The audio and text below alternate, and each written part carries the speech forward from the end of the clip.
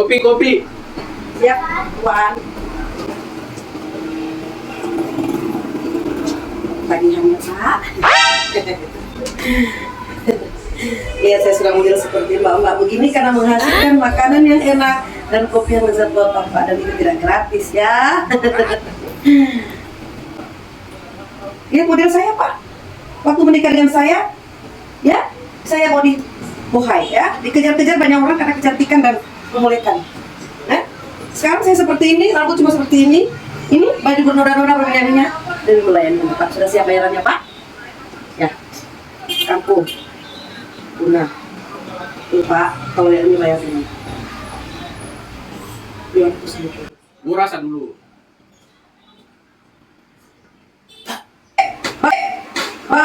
Bapak selalu habiskan ini loh. Nanti setelah ditagih mau dibayar, Bapak bilang nggak enak, pahit. Apa yang tidak enak di kopi ini, Pak? Nggak sedap ini. Ini seperti saya tiap hari buat. Kalau bagaimana dengan ini? Yang itu sedap, tapi yang itu nggak sedap. Oh ya, ini saja tidak dibayar, oke Pak. Ini tidak dibayar, kurang 15.000, berarti bayarnya 185.000. Kalau Pak sekarang di cash, ya. Saya itu tidak ada gaji, jadi di cash. Ya, kiris Pak. Scan. Nah, sudah kan? Terima kasih Pak ya, kalau begitu. Selamat menikmati makanan Anda.